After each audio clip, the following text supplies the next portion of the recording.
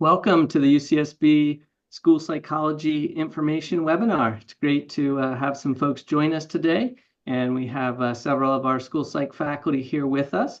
I know that some folks are going to need to pop out a little bit early, but we'll be recording this and be able to share it with others so that they'll get the information that we're presenting today. And I know, Dr. Dowdy, did you want to go ahead and say hello, introduce yourself there? Hi, I'm Erin Dowdy. I'm a professor here in school psych and just really excited to see all of our attendees here today and those that will watch this in the future. We're excited about you potentially joining us at Santa Barbara. It really is a great place to live and work and study and learn. Welcome. Dr. Excellent. Goodwin. Hi, I'm John Goodwin. I am very excited to be here as well. And welcome. I hope this information is helpful, and hopefully you will be joining us here at Santa Barbara. Dr. Ortiz. Hi, good afternoon, everyone. Thank you again for joining. So my name is Arlene Ortiz, and I am an assistant professor of teaching here at UCSB. Dr. Thompson. Hi, everyone. My name is Miriam Thompson. I'm an associate teaching professor here in the school psychology program. I'm also director of the Mind and Behavior Assessment Clinic, and I just want to take the time to welcome all of you. And I hope this informational webinar is helpful to you all. And Dr. Quirk. Hi, everybody. I'm Matt Quirk. I'm also a professor in the school psych program here at UCSB and the graduate advisor for our department. So I have lots of knowledge about procedures and policies at UCSB. If anyone has any questions, feel free to reach out to me at any point. Excellent. Thanks, team. And my name's Shane Jimerson. I'm also a professor here and have the good fortune of working with each of these awesome colleagues, as well as the tremendously talented students we have here at UCSB.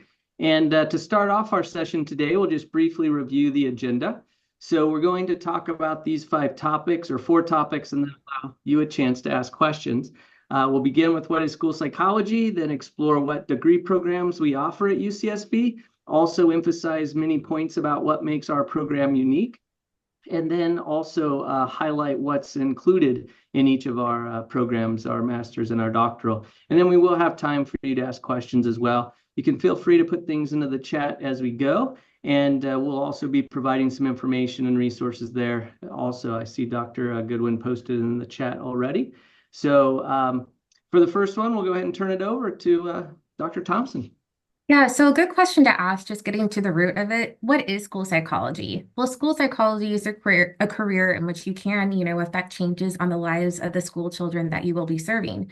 It's really interested in focusing on mental health outcomes, learning, behavior, development to help children, youth succeed academically, socially, and behaviorally. And you'll also be collaborating with teachers, therapists, speech language pathologists, and administrators, and determining and figuring out the best possible outcomes for children.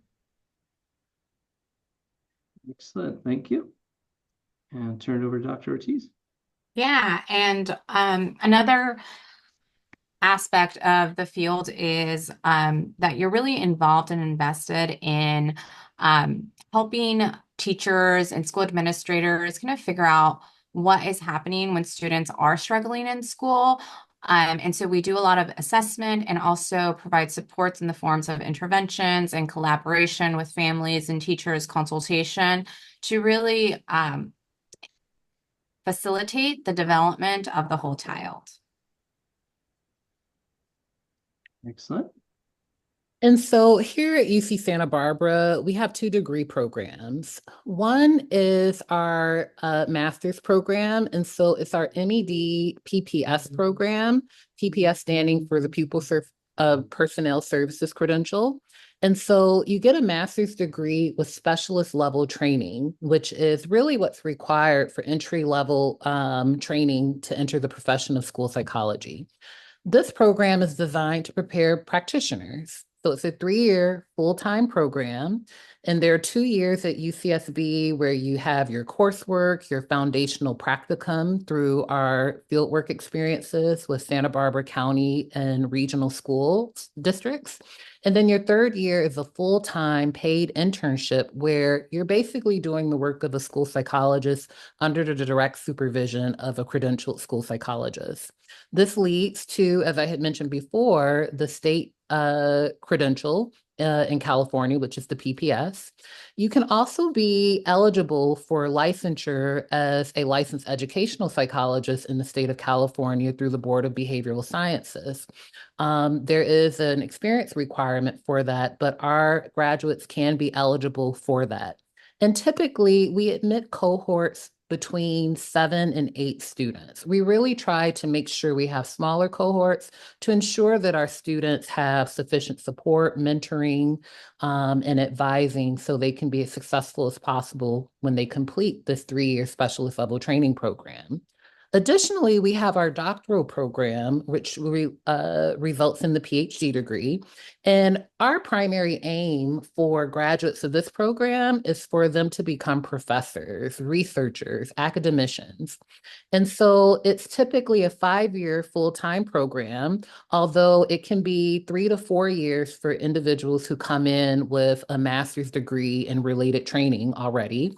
And so 3 to 4 years are spent on campus where you have advanced fieldwork within school psychology, in addition to important doctoral level coursework that's required by NASP and the American Psychological Association. And then your 4th or 5th year, depending on what your standing is when you're admitted into the doctoral program, is a year-long pre-doctoral internship. And your internship can be pretty much anywhere across the country. This leads to eligibility for the California PPS credential to work in California schools, but also the National Certified School Psychologist credential. And you can also be license eligible as a health service psychologist for independent practice. Once again, these cohorts tend to be smaller because we really want to give high quality mentoring and training and supervision. And so those cohorts have consistently been about 4 students. Excellent. We have multiple accrediting agencies that cover our programs. And so both our doctoral and our PhD program are accredited by the California Commission on Teacher Credentialing, otherwise called CTC. And so if you want to be eligible to work as a school psychologist within California public schools, your program has to be recognized by CTC. Additionally, our MED program has achieved candidacy status through the National Association of School Psychologists. It is a newer program, and so we are anticipating full accreditation review within the next calendar year, actually. And then our doctoral program is accredited by the American Psychological Association. And APA accreditation is really expected of programs that lead to licensure for psychologists. So what makes our programs unique? Well, we really do have a focus on advancing equity. Our program prepares students to support ethnically, culturally, and linguistically diverse students and families, and you'll be able to accumulate an array of experiences that prepare you to do so through coursework, through field training, through supervision and consultation, again, with a heavy supervision component so that you can learn.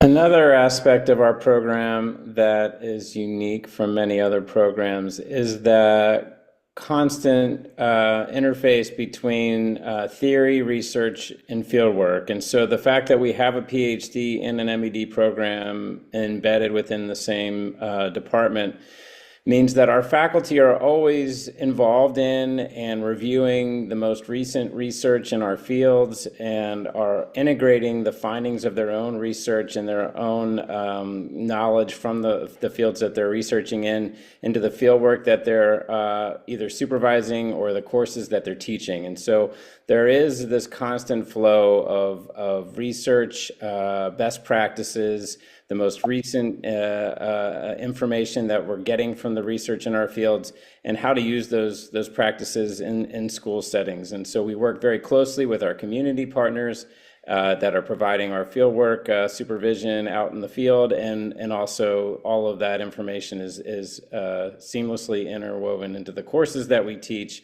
and a lot of the interactions that you get throughout our training program.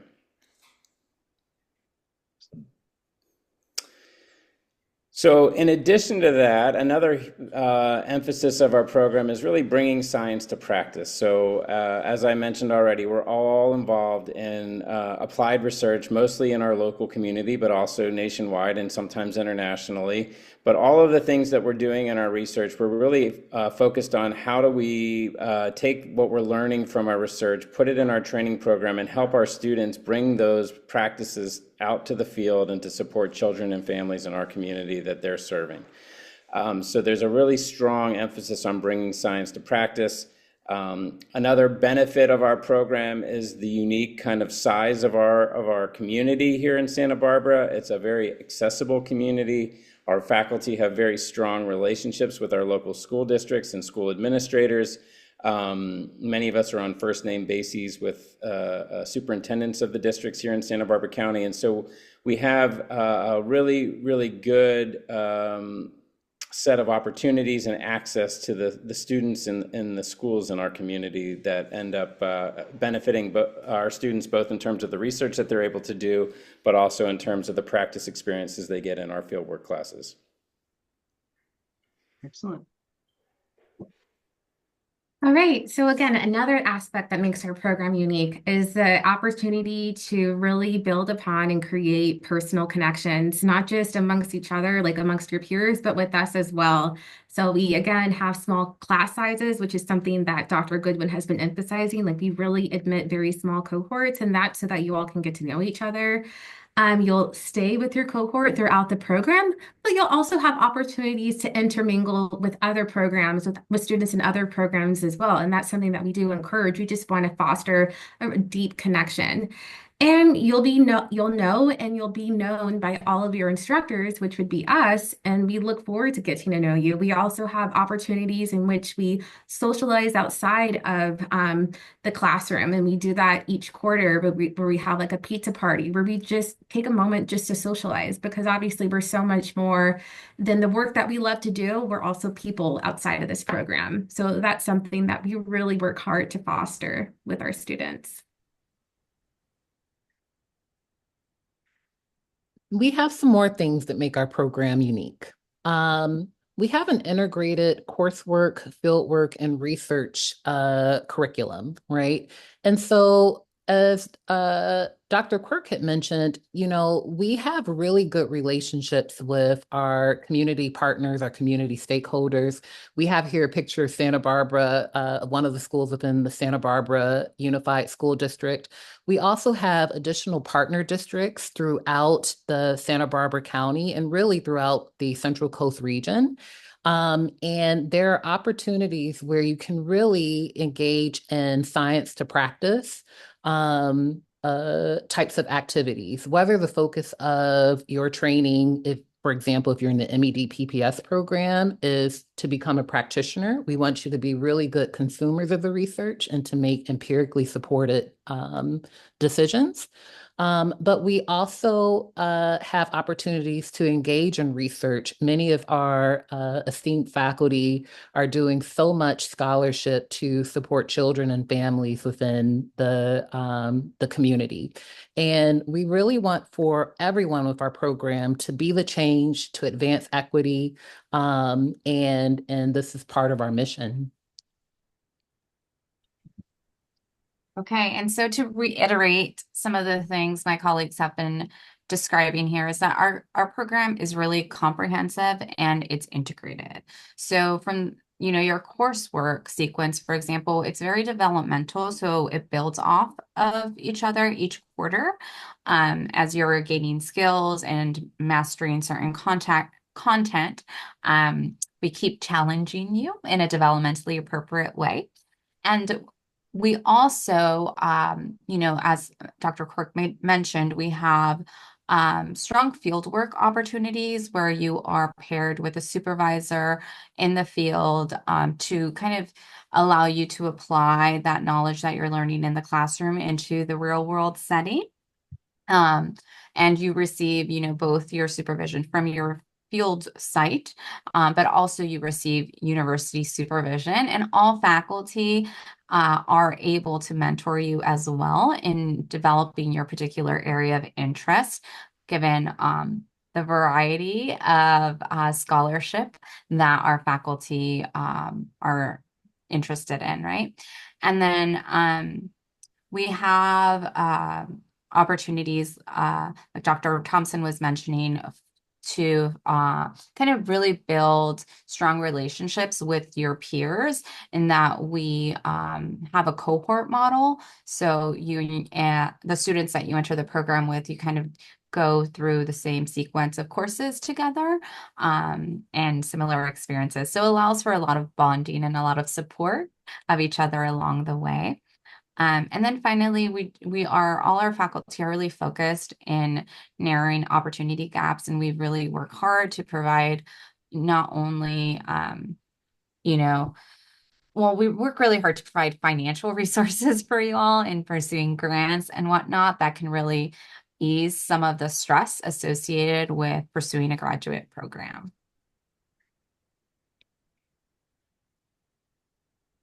We have amazing students. Granted, we're biased, but I really do believe in the strength and vibrancy and talent of our students. I know all of us would. Our students value the importance of education, as do we, and that's why they've elected to pursue a rigorous, challenging, and meaningful academic graduate education. All of our students come from diverse backgrounds and communities. They're curious, they're lifelong learners. We're also lifelong learners. We emphasize student-driven and relationship-centered learning. So we're really, again, as we're engaging our students, we're making sure that they are making meaningful connections with the content that they're learning. As a student in this program, you'll learn how to be an advocate for underserved students, historically underserved students. And at the end of the graduate program, and probably throughout, you'll learn how to become a leader to improve the education system and the field of school psychology. You'll see that there are many flaws within the United States education system, but you, again, will be the change to create some of the changes that you want to see in the system.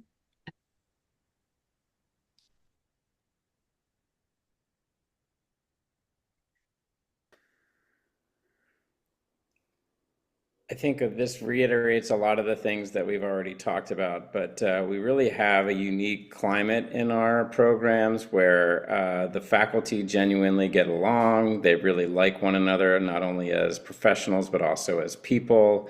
The same is true. Our students just have really strong bonds, both within the cohorts that they enter the program with, but also across cohorts.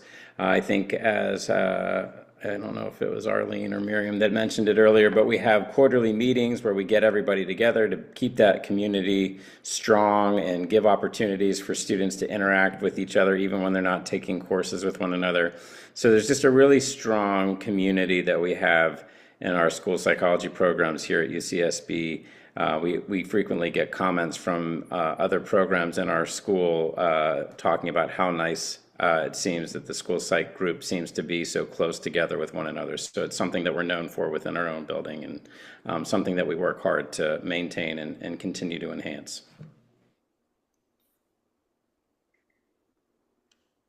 And then I'm super excited to share with you all a little bit about the certificate in bilingual school psychology for those potential applicants who have proficiency in a language other than English. And we're really primarily focused on Spanish right now. But for those students, we were able to create this wonderful program. This is our first year where we're like launching it. So all our students who are participating are super excited about it. And what it does, it really allows us to acknowledge and recognize the assets that our students who are bilingual are coming in with, and helping them to continue to develop their Spanish language proficiency, for example, to support the students and their families in the community. But how it all started was we really worked, some of the faculty, including Dr. Jimerson and I, worked with other faculty in the state of California to identify competencies of what are the skills necessary to do good work in regards to bilingual school psychology and serve the students that are needed. And these are the competencies that we created, that were developed with, again, faculty from across the state of California that really align with the NASP model, the service delivery model, things that are unique to the field of bilingual school psychology, we would say would be to develop those really specific skills, the depth in culture, and the depth of the language, so that we're able to utilize those specific skill sets to communicate with families in Spanish, for example, or a language other than English. So that's just a little like foundation that allowed us to identify what essentially what skills do we want to foster and help our students who are bilingual develop as they're going through the certificate program. So if you go to the next slide, you can see a little bit about who's eligible. So again, if you're applying to the UCSB school psychology program at either the master's level or the doctorate level, you would be eligible then once admitted into the program to apply. And you'd have to demonstrate competency in a language other than English, such as Spanish. In addition to kind of doing the typical coursework or requirements of the PhD or the master's, there are some additional components that would be necessary for you to obtain the certificate in bilingual school psychology. That includes program-specific courses. Two of these are already in your course of study, so it'd be one additional course, and that would be teaching strategies for bilingual and cross-cultural education. Other things that would be unique to the students in the BSP certificate program would be that you would be paired with a bilingual school field-based supervisor who would that would be able to interact with you in the target language and provide you with supervision in that target language, with the idea being that they're helping you build your discipline-specific vocabulary. And then also, in that line, same vein, you're also developing culturally responsive proficiency through your coursework, and also your opportunities to engage with that particular population at your field sites.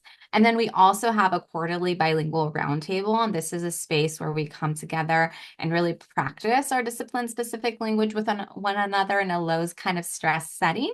And learn from one another. And this is across cohorts, so it also allows us opportunity to work with more advanced students and whatnot, so that we can share knowledge and experiences. And then also we just have some a portfolio. All students in our program submit a portfolio across first, second, and internship year. Our bilingual students will just have modified assignments to reflect those competencies, the bilingual competencies, as well as those NASP competencies. So that's a little bit about the program, but if you want to learn more about it, you can feel free to reach out to me to learn more. Excellent. Shoot. And so we're very proud of our program, right? And it's a comprehensive training program We really prepare you to be adequately trained across all 10 NASP practice domains. And so that's everything from database decision making to consultation collaboration. We have a big emphasis on mental health and behavioral health interventions, school-wide practices, right? We really see ourselves as really trying to advance change within the field, right? And as you can see from our faculty, the leadership of Dr. Ortiz, Dr. Jimerson, others within our faculty, we really do want to advance the field and to advance equity. And one thing I also want to add while we're on this page, earlier, Dr. Thompson had mentioned the diverse representation of our students. Well, that diversity is also represented amongst us as faculty, right? And our values are very much represented in the things that we focus on, how we want to shape our program. And that permeates across all of these 10 NASP practice domains. Excellent. And our colleagues have shared a lot of great information about the program and a lot of the unique features. In addition, I just wanted to highlight that we have a strong tradition of excellence in school psychology at UCSB, in particular in preparing leaders in the field of school psychology. And for some, that will be at the local level, working within local schools, within local districts. For others, it will be at the state level, for instance, working with the California Association of School Psychologists. We've had many of our alumni take on leadership positions within the context of state level as well as county level initiatives. We also have colleagues and alumni who have provided excellent leadership throughout the nation. The National Association of School Psychologists, we've put some resources in the chat there to highlight the connections of our program with those the training model and the standards and the emphasis on providing the highest quality preparation. And we've had many of our alumni go on to take on leadership positions within the National Association of School Psychologists, as well as the Division 16 of the American Psychological Association, and providing tremendous representation for school psychologists. And then we also have alumni actively involved, engaged, and providing leadership with the International School Psychology Association as well, ISPA.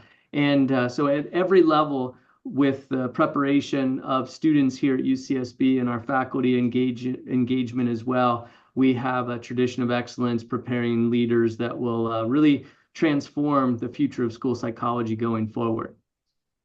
I think there's a few folks on the subsequent slides here.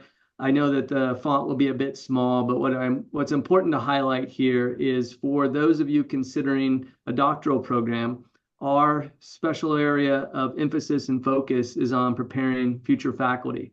And when we think about the process of doctoral studies, there's a lot involved, as was described earlier, with the research, with the field work, with preparing dissertation, preparing to be a teacher and provide instruction subsequently, as well as be a supervisor in addition to their own field work and practica.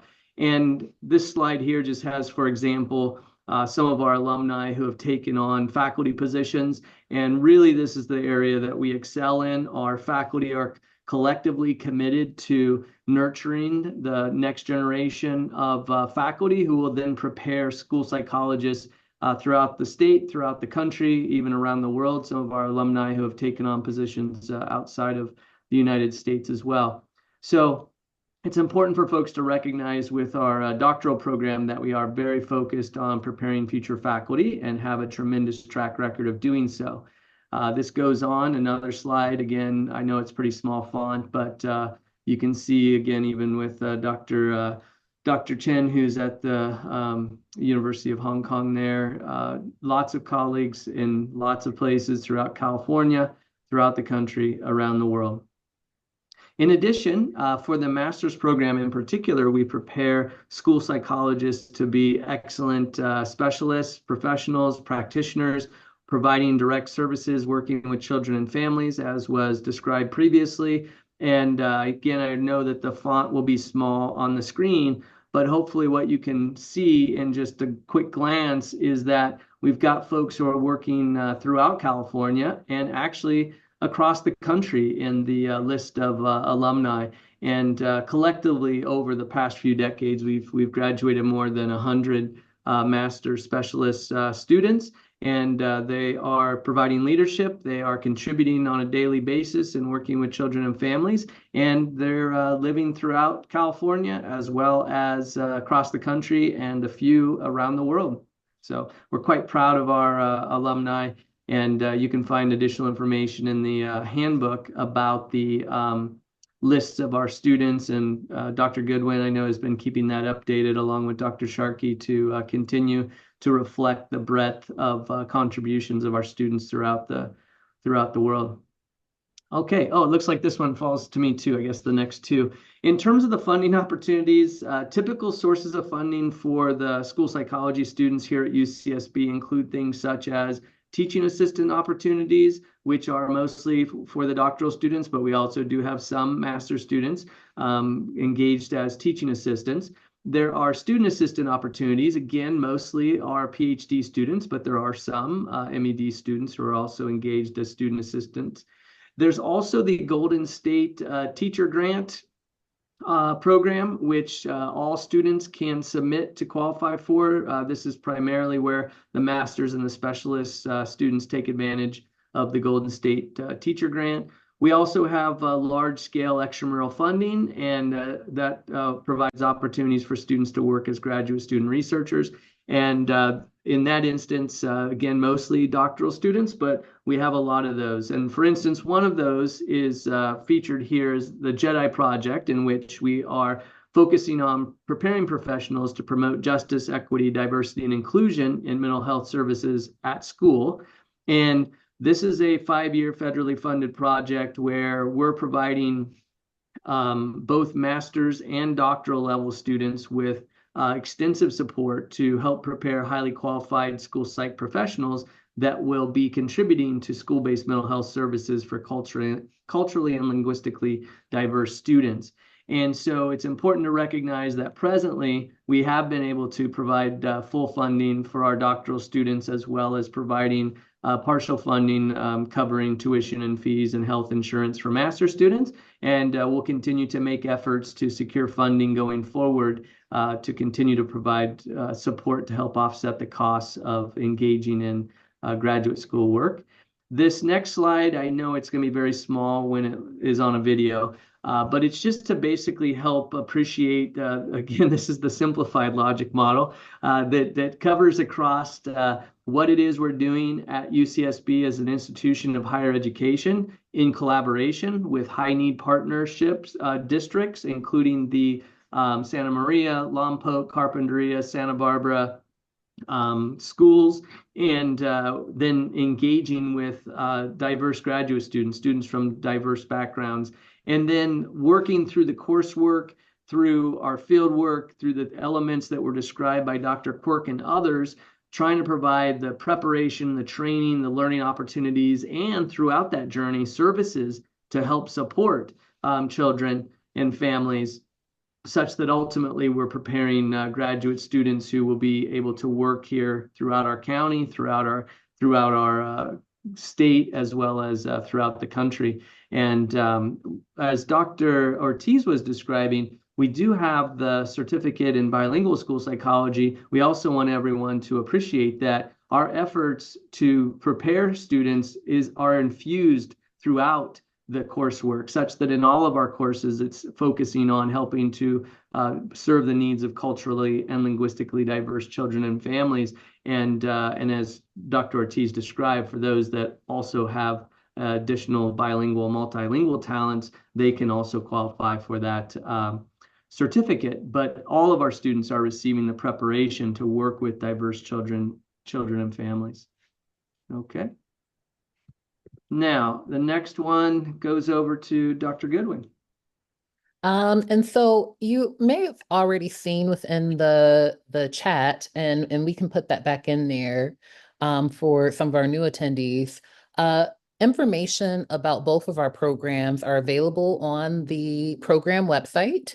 And I encourage anyone who's interested in our program, who's thinking about school psychology in general, but particularly our outstanding programs here at UC Santa Barbara, I encourage you to look at the program handbooks and the appendices. There's an abundance of information about your program of study should you start the program, and all of the other details regarding coursework, sequence, requirements, etc.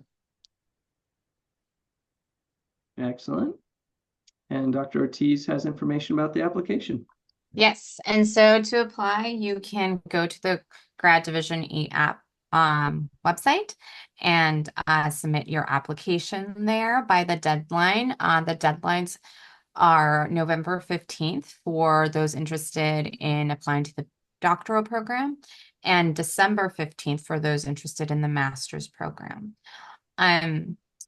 And you do have the option, doctoral students, I believe, to indicate if you are not selected to be one of the doctoral students to be considered for the master's. But I'll let Dr. Goodwin confirm that in just.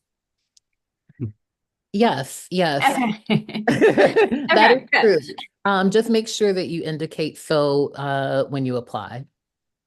And then we will have, once we've had the opportunity to review those applications after those initial deadlines, Zoom interviews will be occurring in December for the doctoral candidates and January for the master's candidates. And then there will be additional finalist interviews. Is that right? Or no? Yeah, we'll have an interview day on Zoom for PhD applicants on Friday, January 10th, if you get invited. So the first round happens on Zoom in December, and then we narrow it down to a smaller subset that get invited to Friday, January 10th. That's right. Thank you, Dr. Quirk. And that's just for the doctoral students only at that point. Excellent. And there may be, if anyone else has any other insights among our faculty colleagues, feel free to chime in now if there's something else you thought of. But we've tried to provide a comprehensive overview of a lot of details, again, about our programs here at UCSB, highlighting unique features that you may come across on our website and our materials, but it's also important for us to be able to articulate and describe why UCSB might be a great place for you to pursue your school psychology graduate studies. And there may be folks that have questions. We can see if there's any in the chat. I know Dr. Goodwin and I have been trying to keep up with things, and we can see if there's any questions. Otherwise, we can reflect on whether there's any other information we wanted to share before closing. So there is a question in the Q&A from Vanessa Lopez. I just wanted to say, Vanessa, I hope we answered your question. Well, the first question she asked, it's like a three-part question about how can she ensure that her application stands out among the applicant pool, considering that we only accept a cohort of 8 students for the MED program. Excellent. Who wants to field that one first?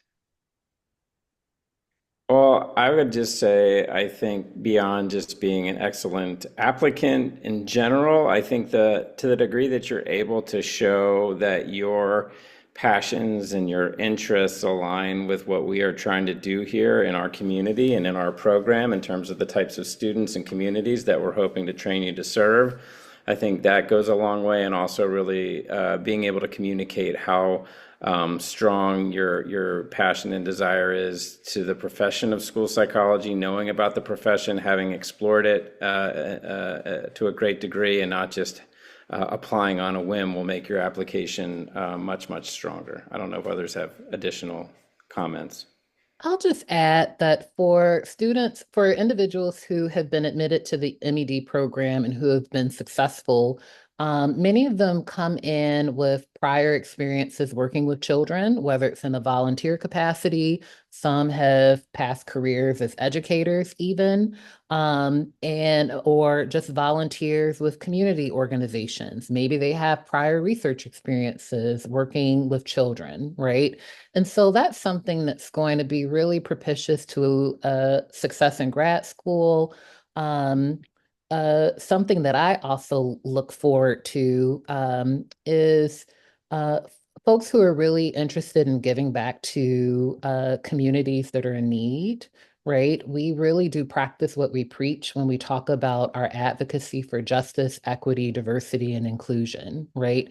And the need for that is really reflected in many of our schools within our local context, right? Um, Many people might have some preconceived notions about Santa Barbara. And of course, there is a lot of privilege, right? But there are also a lot of communities that experience a lot of disadvantage. And if you come in with the motivation to redress those gaps, we really are excited for that. And I think you'll be successful not just in our program, but in your career. Excellent. I see that there's also a question about Vanessa has said, are there grants offered to students to aid tuition fees? I'll just highlight that presently all of our students receive full tuition and fees, as well as providing healthcare. And that's going to continue for this current entering cohort as of this next upcoming cycle, because we still have 3 additional years going out, and then we can also make the commitments for the doctoral students as well going forward in terms of providing those funds. And then also, Vanessa just wanted to mention that Golden State Teachers Grant does provide, as I recall, it's about $20,000 additional that you would qualify for in terms of additional resources to help offset the costs of living and such. So there's there is presently a lot of support within our program and opportunities beyond sort of just the traditional sort of financial aid and such.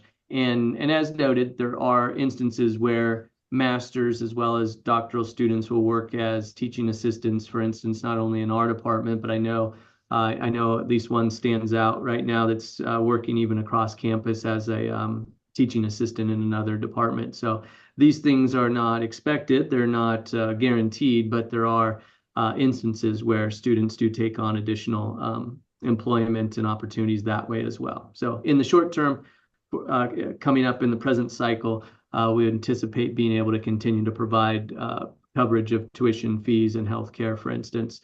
And there are some stipends and other things associated as you go forward in our program. Now, the other question, I think Dr. Goodwin or Dr. Thompson might want to answer this one, because Vanessa had also asked, with the PPS credential, would we be able to practice as a school psychologist in public school districts, or what other settings? So maybe you folks could share some of your insights based on working as a school psych in schools as well as outside of schools. Well, I can certainly start off with the PPS credential that does qualify you to work as a school psychologist within public school settings. That said, it's a versatile credential, and many folks work in independent or private schools as well. I was just meeting with someone who is a school psychologist in a independent school in Los Angeles County, right? And for individuals who meet the experience requirement, and so the Board of Behavioral Sciences also lets individuals who hold the PPS credential through the California Commission on Teacher Credentialing to also have a license that would let them work in private practice settings, right? This is called the LEP, the Licensed Educational Psychologist Credential. And many school psychologists that pursue this credential are interested in providing services in settings beyond schools. Many of them may also contract with school districts to be what's called an independent educational evaluator. And so that really expands scope of practice and really underscores the versatility of a school psychology training, even at the specialist level, that lets you work in settings that may not be traditional school psychology settings. And in practice, many school psychologists do both, right? They may work in schools during the school year. And what's really great about working within public schools is that you have your summers off, right? But if you just really want to work during the summer, some folks also like to do some additional work within private practice as well. If you review the information about the LEP, some of the experience requirement information includes 3 years working within a school, just within a public school district. In practice, that includes your internship year. So once you get your credential, it will be 2 years of 2 years beyond the internship to meet that experience requirement for the licensed educational psychologist. And then there's an additional exam. But if you meet those criteria and some of the other regulations of the BBS, then you can get that additional credential, a license as well. Excellent. And so I was peeking in there to see if there's any other questions that are appearing. We have our email addresses and contact information here on this slide. If anyone would like to reach out, sometimes you feel more comfortable just asking an individual question about something that you're interested in. And we really hope that this information today has been helpful as we've attempted to give you that comprehensive overview of the school psychology program here at UCSB, and hoping that you'll consider our program and possibly submit your applications for full review, just going back to the beginning there. And we're looking forward to having an opportunity for further communications, further review of your materials. And please do be in touch with us as you give further consideration to pursuing doctoral or master's studies, graduate school, and school psychology here at UC Santa Barbara. Thanks. Thank you. Bye, everyone.